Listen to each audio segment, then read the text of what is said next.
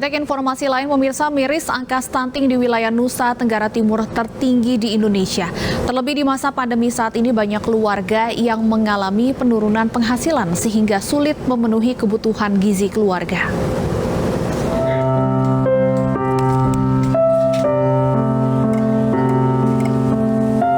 Salah satu keluarga di Penfui, Kota Kupang, Nusa Tenggara Timur, Jerry Bria, seorang tukang tambal ban, harus menghidupi 4 orang anaknya yang masih kecil.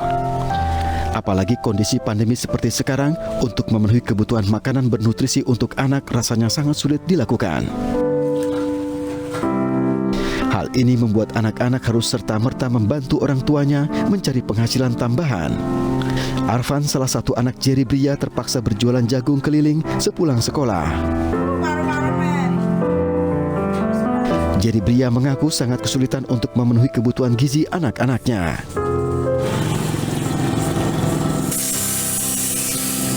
Makan susah tidak? Susah juga. Sering sakit? Sering. Meningkatnya angka stunting di Nusa Tenggara Timur akibat menurunnya asupan gizi pada bayi dan ibu hamil karena warga lebih mengutamakan kebutuhan tambahan yang merupakan kebutuhan sekunder.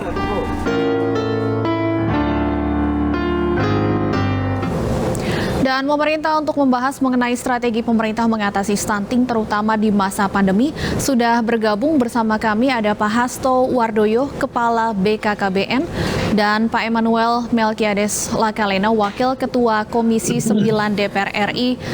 Dan nanti juga akan bergabung bersama kami Pak Suharso Monoarfa, Menteri Perencanaan Pembangunan Nasional sekaligus Kepala Bappenas. Saya sapa terlebih dahulu, selamat malam Pak Hasto dan Pak Melki.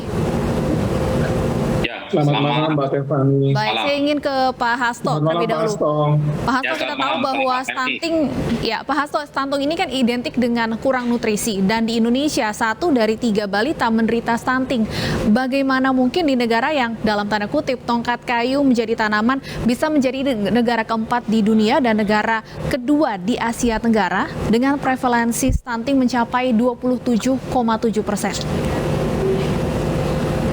Ya, terima kasih. Jadi kalau kita lihat dari data yang ada, kelompok-kelompok perempuan yang potensi untuk menghasilkan kehamilan dan juga menghasilkan keturunan, dalam hal ini memang menjadi bagian yang rentan.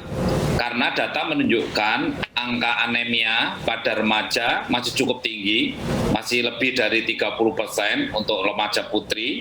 Kemudian pada saat hamil juga masih di atas 40%. Ini dari Riskesdas yang terakhir tentu. Nah, ini menjadi suatu faktor risiko.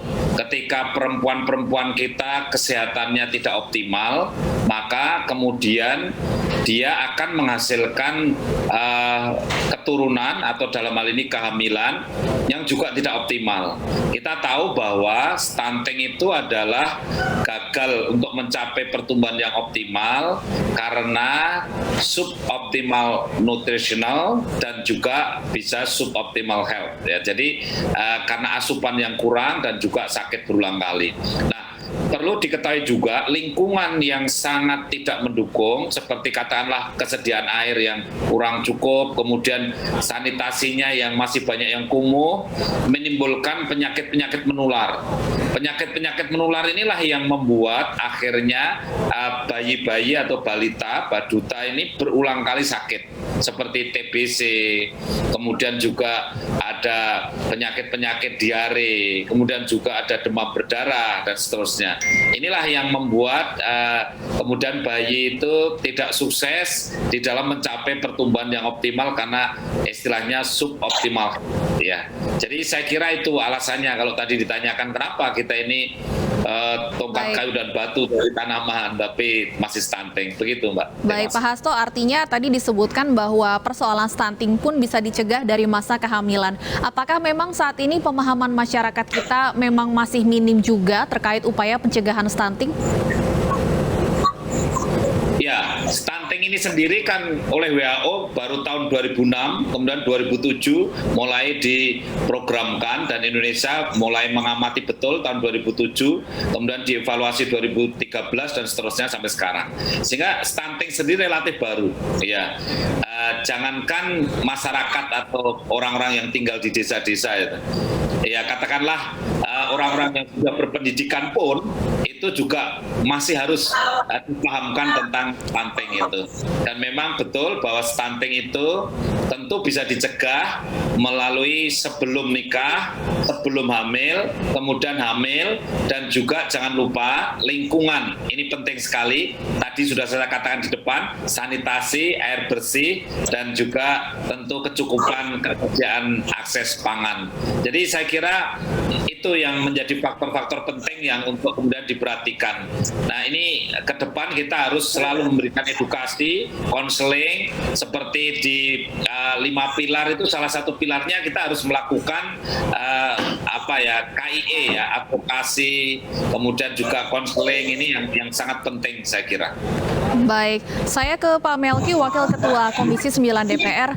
Pak Melki, sangat ironis bahwa Indonesia negara yang disebutkan tanahnya sangat subur, tapi justru kurang nutrisi masih menjadi salah satu masalah yang mengancam generasi masa depan Indonesia. Tanggapan Anda, Pak Melki?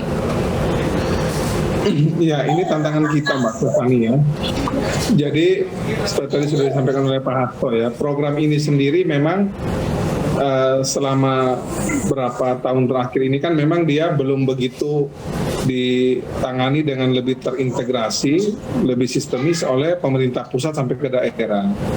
Jadi ada kurang lebih belasan ya kementerian lembaga yang menangani soal stunting, masing-masing bergerak dengan berbagai macam tugasnya, tapi itu tidak terintegrasi dengan baik karena masing-masing bergerak sesuai dengan domainnya dan juga tidak saling berinteraksi dengan baik. Nah, kita bersyukur sebenarnya Presiden Jokowi melalui Perpres 72 yang terakhir ini sudah menugaskan BKKBN ya, yang dipimpin oleh Pak Hasto untuk mengkoordinasikan semua energi bangsa ini, semua kementerian lembaga bangsa ini, dan itu akan sampai ke tingkat provinsi, kabupaten, kota di Indonesia juga sama, sehingga isu yang tadi mungkin belum banyak orang ketahui dan tidak dikerjakan dengan relatif terintegrasi dan bisa efektif ke lapangan ini, mudah-mudahan ya dengan integrasi kelembagaan dan juga pola penanganan yang sudah dilakukan oleh pemerintah, mudah-mudahan BKKBN bisa mempercepat proses penurunan angka stunting di tanah air, terutama daerah-daerah yang tingkat stuntingnya tinggi seperti tadi digambarkan oleh iNews itu di Nusa Tenggara Timur. Baik, Pak Melki, apa catatan dari Komisi 9 sejauh ini terhadap program atau strategi pemerintah dan BKKBN dalam menangani stunting? Ya, kalau bicara soal strategi pemerintah ya, saya masih mencoba, karena ini mencoba mengabaikan dulu BKKBN, karena BKKBN ini baru akan bergerak dengan Perpres baru ini ya.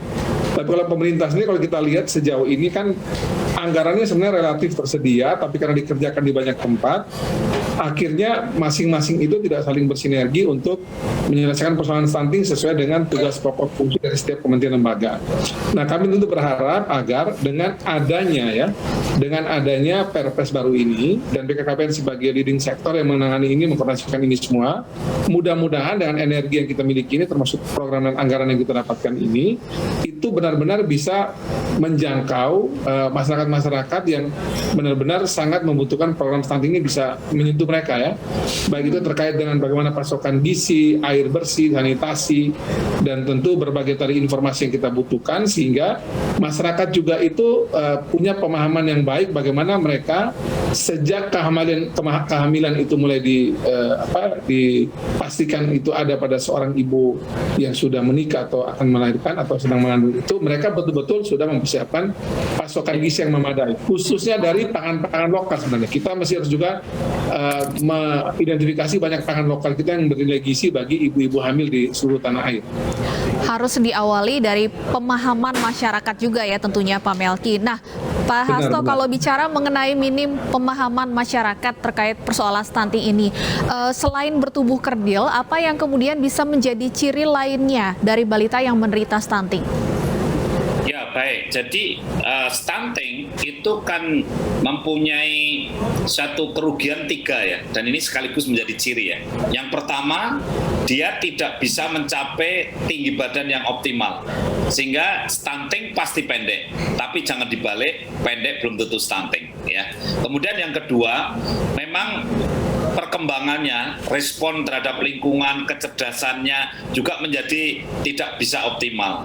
Sehingga kemampuan intelektualnya juga tidak optimal, kemudian tingginya juga tidak optimal. Ini menjadi ciri juga akhirnya bahwa mereka tidak punya kemampuan akademik yang cukup ya. Kemudian yang ketiga, ciri ketiga juga merugikan. Karena apa? Karena di hari tua, sekitar umur 40 ke atas, 45 ke atas, mereka pada umumnya rentan, mudah kena penyakit namanya cardiovascular disease. Jadi seperti katakanlah tekanan darah tinggi, stroke, serangan jantung, begitu. Juga penyakit yang namanya metabolic disorder, seperti katakanlah diabetes atau kencing manis. Nah, kemudian juga ada osteoporotik, begitu. Nah, inilah ciri yang paling penting dan juga dikenali, dan juga ini yang membuat kita rugi ya. Dan saya kira BKKBN tadi dukungan Pak Melki, terima kasih dari Komisi 9 yang kemudian mendukung kami BKKBN untuk kemudian bisa mengintegrasikan di tingkat bawah, karena BKKBN kami menghayati sebagai pelaksana kemudian konvergensi di tingkat grassroots di bawah, sehingga mudah-mudahan kami bisa merajut semua sumbangsih dari kementerian dan lembaga agar sampai sasaran dengan tepat di tingkat keluarga di desa, sehingga BKKBN membentuk tim pendamping keluarga yang kemudian kita kawal betul. BKKBN juga ada aplikasi namanya LC-Mail yang nanti akan setiap saat diisi oleh pasangan usia subur yang mau nikah, yang hamil, dan yang melahirkan, dibantu oleh pendamping keluarga. Saya kira itu, dan sekali lagi kami terima kasih, dan juga pada sore hari ini ada Pak Menteri Bappenas, kami juga terima kasih karena beliaulah yang memberikan arahan kepada kami, dan kami di bawah Bapak Wakil Presiden sebagai Ketua Pengarah dan Pak Menteri Bappenas sebagai Wakil Ketua. Terima kasih. Baik, Pak Hasto, artinya pada usia berapa kemudian ciri-ciri stunting ini bisa diketahui atau terlihat oleh orang tua? Ya, kalau sebetulnya stunting sudah bisa dikenali dengan dini ya. Karena apa? Ketika di dalam rahim, kalau kontrol ke bidan, ada istilahnya janin tumbuh lambat. Jadi ada perkembangan janin yang sudah bisa dikenali bahwa ini tidak sesuai dengan umur kehamilannya. Ini early detection itu bisa dilakukan. Kemudian pada saat hamil juga sekarang teknologi sudah canggih, bisa di USG. Sebagai contoh, kalau hamilnya sudah 8 bulan, bisa diukur panjang tulang pahanya. Kalau panjang tulang pahanya tidak mencapai mendekati 7 cm, dan ini juga kita curigai nanti lahir panjangnya kurang. Pada saat lahir kita bisa kenali lagi, kalau panjangnya kurang dari 48 cm dan beratnya kurang dari 2,5 kilo, ini menjadi suatu potensi dari stunting. Nah, makanya ini harus dikawal betul. Nah, kemudian setelah lahir ini sampai 1000 hari kehidupan pertama sebagai golden period, di mana ini adalah masa stunting itu bisa dicegah. Tetapi kalau sudah lewat 1000 hari kehidupan pertama, maka stunting sulit untuk dikoreksi. Nah, kalau tadi pertanyaannya cirinya setelah lahir ini memang seperti itu, namun demikian kecerdasan itu memang tidak mudah dikenali di awal-awal kelahiran. Tapi nanti setelah mendekati 2 tahun, kemudian bisa dites dengan berbagai macam modalitas instrumen untuk mengukur kecerdasan. Saya kira begitu. Baik, Pak Hasto, tadi Anda sebutkan ada aplikasi untuk membantu mengedukasi masyarakat. Tapi kalau untuk masyarakat di wilayah-wilayah terpencil misalnya, yang akses ke teknologi, ke internetnya masih cukup sulit, seperti apa strategi dari BKKBN untuk memberikan pemahaman kepada masyarakat-masyarakat ini?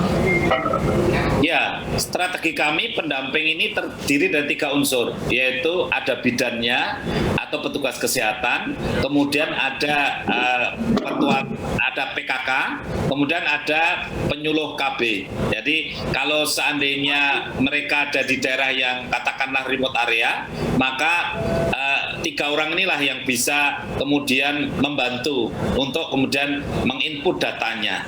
Dan kalau khusus untuk LC-Mail ini kan elektronik, siap nikah, siap hamil. Khusus yang untuk nikah, ini kan 3 bulan sebelumnya, nanti setelah kita launching, semua yang mau nikah 3 bulan sebelumnya harus sudah mendaftar dulu dan harus diperiksa dulu. Ya, pemeriksaannya tinggi badan, berat badan, lingkar lengan atas, dan kadar HB. Mereka bisa ditentukan anemia atau tidak, mereka bisa ditentukan dia undernutrition atau tidak. Nah, ini dibantu oleh tim pendamping keluarga. Saya mengilustrasikan bahwa nikah itu sendiri basicnya kecamatan, karena KUA itu ada di tingkat kecamatan. Sehingga saya berharap betul kalau hanya memasukkan data, katakanlah antropometrinya calon pengantin perempuan, itu tentu di kecamatan kemudian dibantu tentu daerah yang remote area untuk di kecamatan sedikit.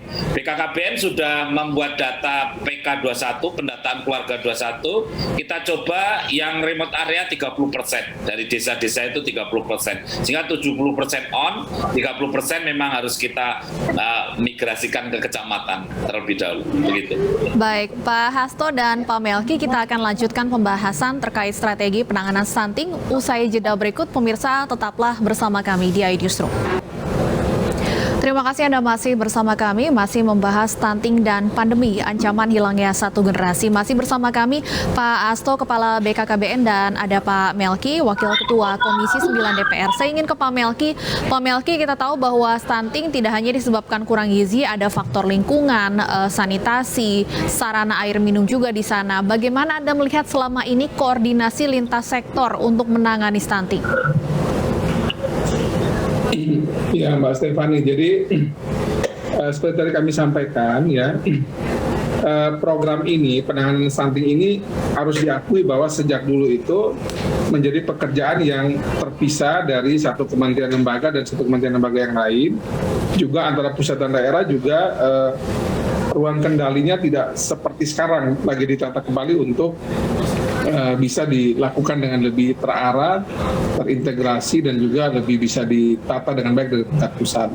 Kalau kita lihat ya Mbak Stefani, ya, semenjak adanya Perpres tersebut, kita sudah punya yang namanya RANPASTI, Rencana Aksi Nasional Percepatan Penurunan Stunting, yang seperti tadi sebagian sudah digambarkan oleh Pak Hasto itu sudah mulai digambarkan bagaimana program di tingkat nasional dilakukan untuk bagaimana mengkoordinasikan kementerian lembaga di tingkat pusat, di bawah kendali tadi Pak Wakil Presiden dan dengan Wakil Pengarah tadi dari Pak Suharso Mono Arfa, Pak Kepala Bappenas, Menteri Bappenas, kemudian juga di tingkat provinsi juga demikian, dan juga di tingkat kabupaten kota Indonesia juga demikian.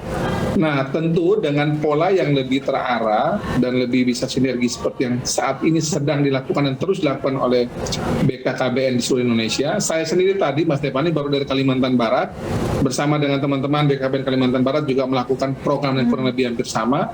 Kami melihat bahwa memang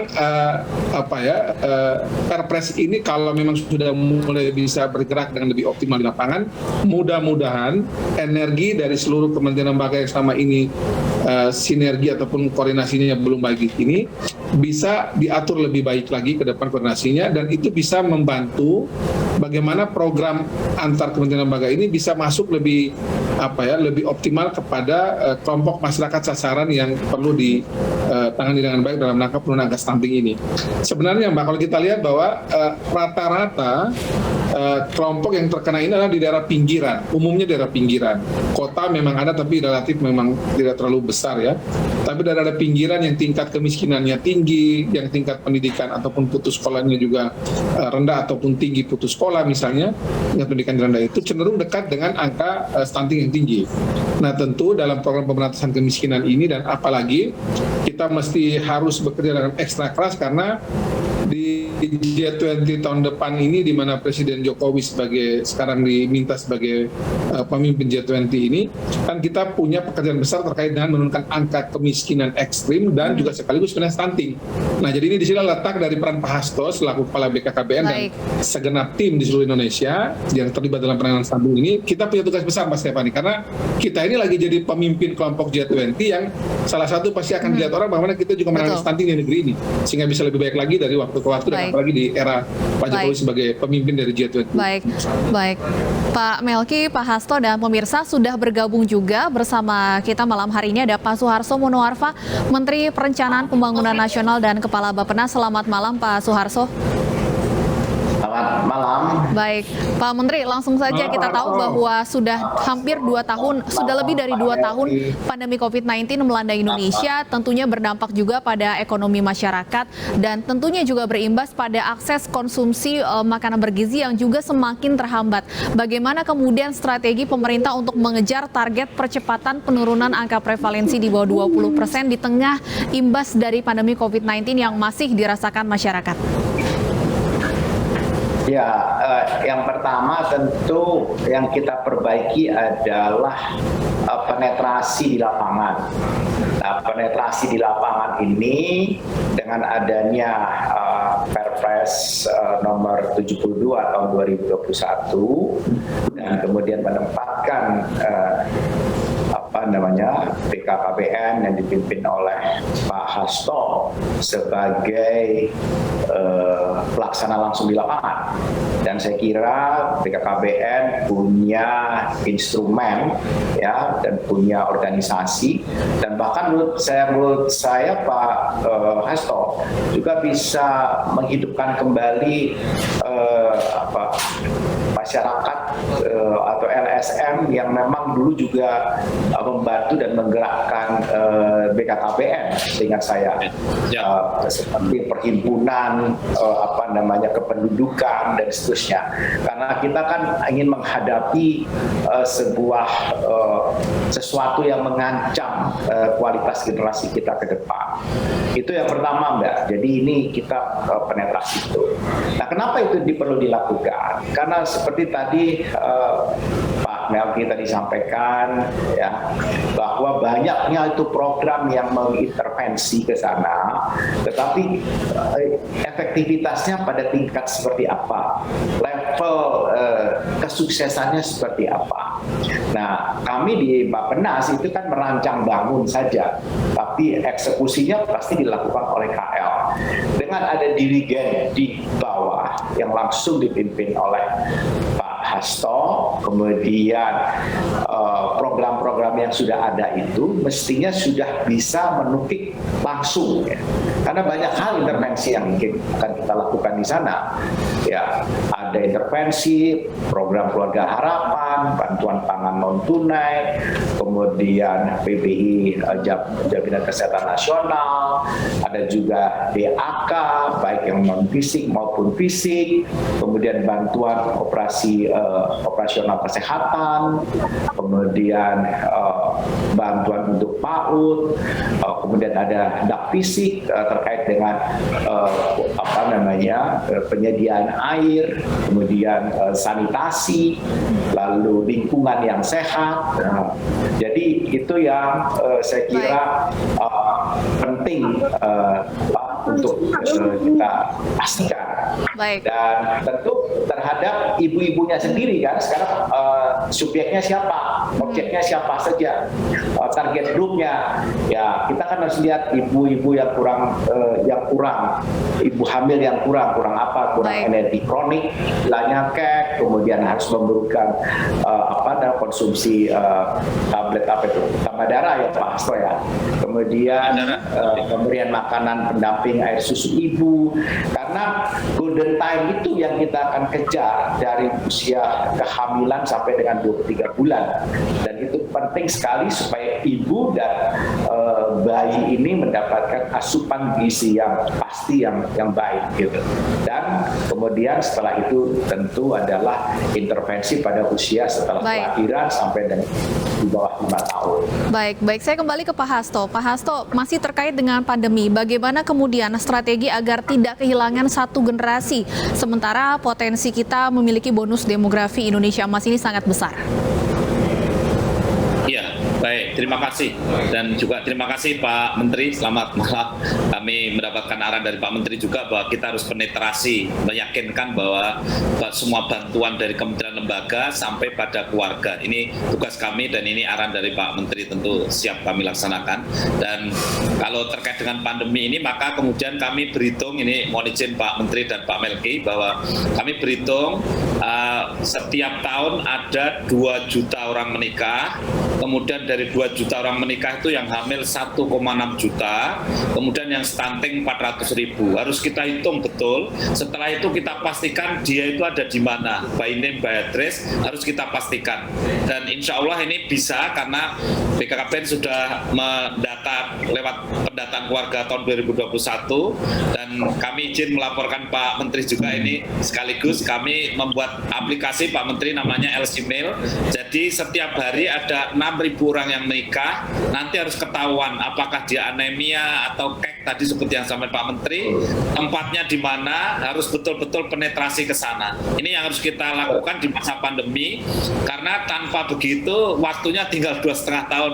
Mohon izin ini kan untuk 2024 tinggal 2,5 tahun. Jadi harus betul-betul penetrasi yang kuat, presisinya tepat. Terima kasih. Baik, kita akan tunggu lebih lanjut tentunya seperti apa strategi dari pemerintah dan BKKBN dalam mengatasi stunting di tengah pandemi ini.